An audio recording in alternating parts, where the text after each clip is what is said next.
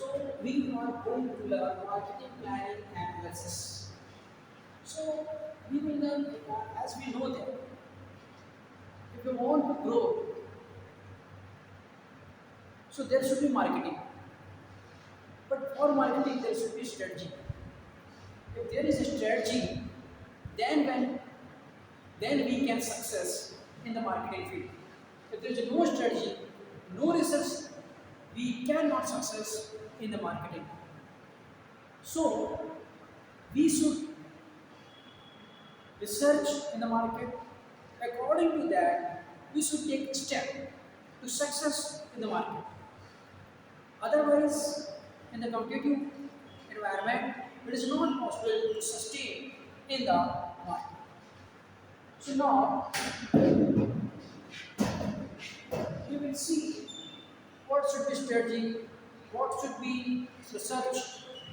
That things we will see here. First of all, you need for marketing planning analysis. So why marketing planning analysis? You do not make the plan, you will not success. You know already that this thing. So here, marketing planning analysis provides a comprehensive framework for systematically gathering insights, formulating strategies, measuring outcomes, and adopting to evolve marketing dynamics. What is the meaning of this one? You want to get success. So should be framework. How to do means you should know already that there is a framework. You know that there's a photo framework in which we can fit the photo. In the same manner, for marketing there should be a frame. This is a frame, and where we have to do work. Means we should know what we have to do. Market is already in the environment, so we have to involve the market. So that market is framework, and we have to involve in the market. So now we will see comprehensive frameworks for systematically gathering insights. तो marketing planning में हम लोगों को framework है, तैयार है, सब कुछ मार्केट तैयार है। अब आपको जा करके मतलब मार्केट है, कस्टमर्स हैं, सब कुछ है। अब आपको जा करके वहाँ पर अपना काम करना है। क्यों करना है? ताकि आप फॉर्मेटिंग स्ट्रेटजीज, आप जो भी स्ट्रेटजीज हैं उनको फॉर्मुलेट कर सकते हैं। मैचरिंग आउटकम्स, जो भी रिजल्ट मिल रहा है उसको मेजर कर सकते हैं। प्लानिंग करते समय सब सोचेंगे कि and adopting to evolving marketing dynamics, यानी कि जो भी मार्केटिंग में बदल रहा है, चेंज हो रहा है, नई टेक्नोलॉजी आ रही है, उन सबको हम लोग एडॉप्ट करेंगे। It equips marketers with the tools to align marketing efforts with business goals, minimize risks, and drive sustainable growth in competitive environment. तो मार्केटर्स जो होते हैं वो मार्केटिंग एफर्ट लगाते हैं बिजनेस गोल को पाने के लिए, और जितने भी रिस्क हो कम से कम हो, मार्केट में ज़्यादा पैसा बर्बाद ना हो और ज़्यादा प्रॉफिट हो, ताकि मार्केट में बने रहे, जो कि इस समय कम्पिटिटिव है बहुत ज़्यादा, पैसा समय रहता है। इसी के बारे में हम लोगों को देखना है यहाँ पर। तो मार्केटिंग रिसर्च ने पहले बताया आपको कि मार्केटिंग रिसर्च का मतलब क्या होता है कि आपको मार्केट को रिसर्च करना पड़ेगा, किस चीज़ की डिमांड है, किस तरह के लोग हैं। अगर बहुत रिच पर्सन है वहाँ पे, तो आप अगर मेडिसिन अपनी जो कॉस्ट है उसको बढ़ा भी दोगे तो कोई भी प्रॉब्लम नहीं आएगी, लेकिन अगर आप नहीं बढ़ाओगे तो प्रॉब्लम आएगी, आपको कम प्रॉफिट होगा। तो कैसे लोग हैं, अगर रिच नहीं है आप उसके अकॉर्डिंग रखना पड़ेगा पैसा, रिच है तो उसके अकॉर्डिंग रखना पड़ेगा पैसा। वही लिखा है, और भी चीज़ें किस चीज़ की डिमांड ज़्यादा है, किस तरह के लोग ज़्यादा है, इन सब चीज़ों के बेस पर जो काम होगा। तो marketing research is the systematic process of designing, gathering, analysing and reporting data relevant to the specific market situation or problem। क्या सिस्टमैटिक प्रोसेस है, डिजाइन करेंगे, यानी जो है डेटा को डिजाइन करेंगे, कितना बिक्री होनी चाहिए, कितने पेशेंट्स आने चाहिए, ये डिजाइन करेंगे। फिर गैदर करेंगे, यानी कि जो उसके काम करेंगे, आ जाएंगे लोग एनालाइज करेंगे, कितनी आज मैंने करार कहा था उतने ही आए, कितना आए, और उसके बेस पर रिपोर्टिंग करेंगे। इसमें हम लोग मार्केटिंग के टर्म में ये भी देखेंगे कि जो पेशेंट आए हैं वो कितने संतुष्ट हैं, इसके लिए भी हमें मार्केटिंग करनी पड़ेगी। अगर वो संतुष्ट होंगे तो ऑटोमेटिक मार्केटिंग होगी। तो गैदरिंग हम लोग उसको डिजाइन करेंगे कि कैसे डेटा कलेक्ट करना है पेशेंट से, डिजाइन पहले करेंगे, डिजाइन करने के बाद गैदर करेंगे। डेटा को कलेक्ट करने के बहुत सारे तरीके हैं। आप डेटा को कलेक्ट कर सकते हो व्हाट्सएप के थ्रू, आप एक फॉर्म देकर फिल करा सकते हो। तो इसमें बहुत सी सारी चीज़ें हैं जिस पर आप काम करके analysing and reporting data analyse करोगे, भैया इन्होंने सारे लोग अच्छा रिजल्ट दिया कि खराब रिजल्ट दिया। अगर खराब रिजल्ट दिया तो एनालिसिस करना पड़ेगा फिर से, है ना, और रिपोर्ट देना पड़ेगा कि भैया हमारे जो कस्टमर पेशेंट्स हैं वो ये चीज़ें मांगते हैं, तो उन सब चीज़ों को हमें देखना पड़ेगा। It helps business understand consumer needs, market condition, market की कंडीशन क्या है, लेकिन रिसर्च में हम लोग क्या करते हैं, कंज्यूमर की नीड्स क्या है, मार्केट की कंडीशन क्या है, कंप्यूटर्स के एक्शंस क्या है, वो किस तरह कंडीशन करता है, और इन्वायरमेंटल फैक्टर्स क्या हैं, इन्वायरमेंट कैसा है, किस तरह की चीज़ लोग ज़्यादा पसंद करते हैं वैसे। अब इसमें हॉस्पिटल में चीज़ तो पसंद करने वाले नहीं होंगे, लेकिन अगर आप स्किन ट्रीटमेंट की बात करें तो उसमें लोग पसंद करने वाले होते हैं कि हमें ये रिक्वायरमेंट्स हैं, तो इस हिसाब से करते हैं। अब बात करते हैं प्राइमरी व secondary research. Primary research involves collecting original data directly from the sources. इसमें क्या करते हैं हम लोग, सोर्स से डेटा ले लेते हैं, यानी कि हम लोग पहले से लिखे हुए डेटा का यूज नहीं करते बल्कि फ्रेश डेटा लेते हैं। Suppose that you want to gather data from the patient, तो आप सारे पेशेंट को रोक से फॉर्म भरवा रहे हो या उनसे पूछ रहे हो, उनकी ओपिनियन ले रहे हो और उनके बेस पर आप डेटा को कलेक्ट कर रहे हो खुद। अब ये हमने डेटा इकट्ठा करके रख लिया, अब इसी डेटा को तो दूसरा देखने लगे, दूसरी बार अगर कोई काम करना, रिसर्च करना है तो उसको लोग सेकेंडरी डेटा करते हैं। तो ये जो होता है, पहले से बात कर लेते हैं, ये जो होता है प्राइमरी और सेकेंडरी, तो आप समझ गए कि research in primary research involves collecting original data directly from the sources. Source से डायरेक्ट कलेक्ट करा जाता है,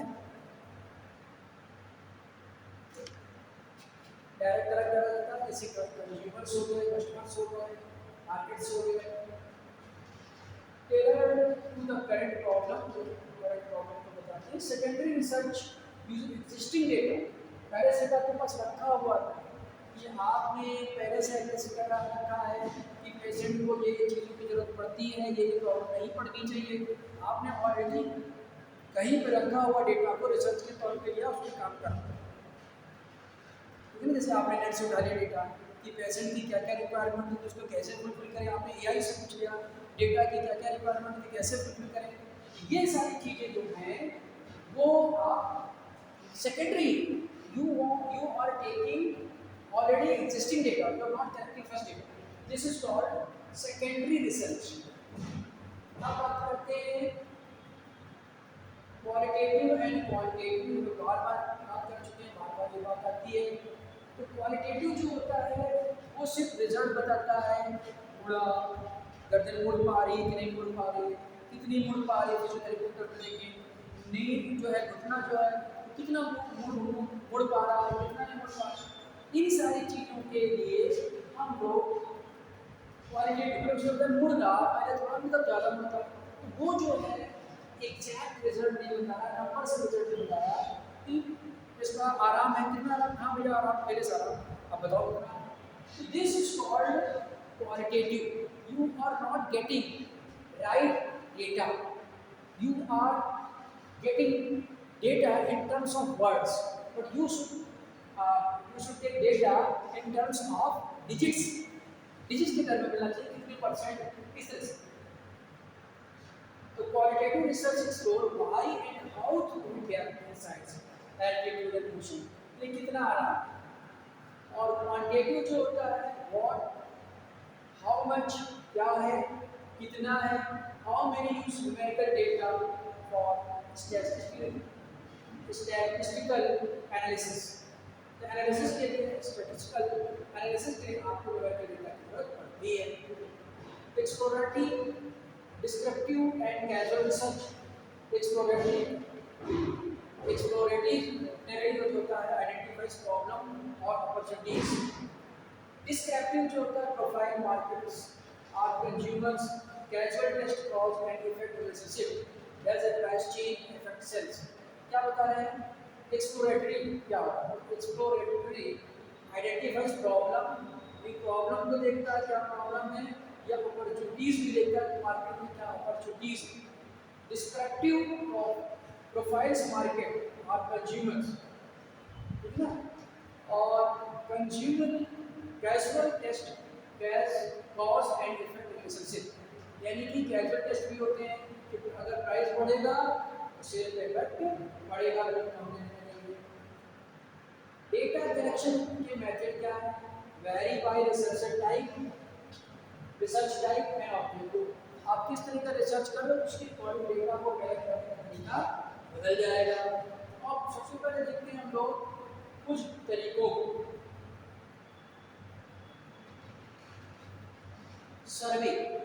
सर्वे के बेस पर डेटा कलेक्ट कर सकता है।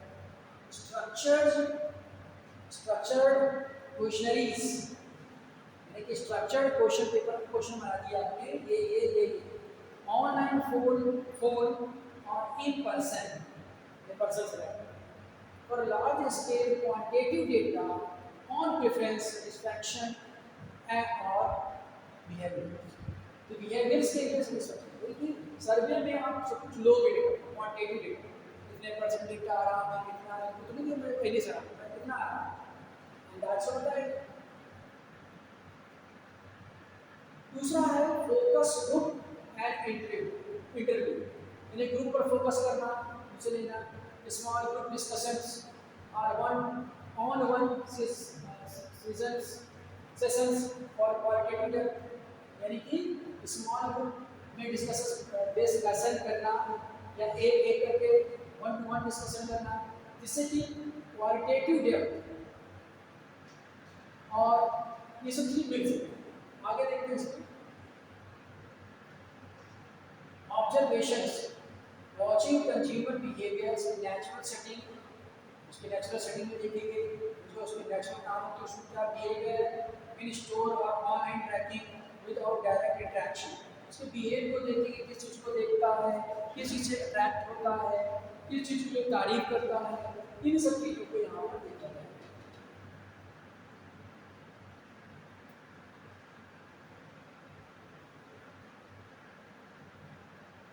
आगे चलते हैं सेकेंडरी सोर्सेस क्या होते हैं, यहाँ से डेटा हम लोग कलेक्ट कर सकते हैं।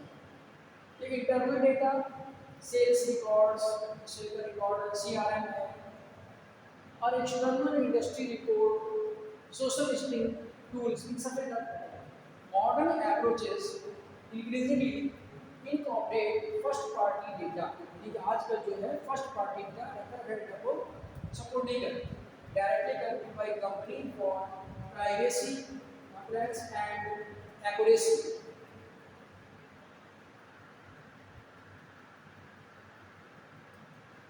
आगे बात करते हैं importance in decision making, marketing researcher reduces uncertainty, research करने का तो अनसर्टेनिटी कम हो जाती है, तो पहले से पता लग रहा है कैसा होगा, एंड रिस्क कम हो जाता है by providing evidence based insights, evidence दिया जाता है पहले मार्केट ऐसे होता है सेल होता है पहले ऐसे होता है ऐसे होता है। It identifies market opportunities, ये भी करता है कि कब मार्केट की अपॉर्चुनिटी मिलेगी, segments customers effectively, evaluates compelling feasibility and measure post launch performance। क्या करेगा ये कि it identifies market opportunities, segments customer effectively, जो इफेक्ट होगा डिसीजन लेने से कस्टमर जो ज़्यादा प्रभावित होते, डिसीजन ले जाएगा सही तरीके से ले जाएगा, ना, फिजिबिलिटी पता पड़ जाएगी, कैसे हमें कैंपेन करना है।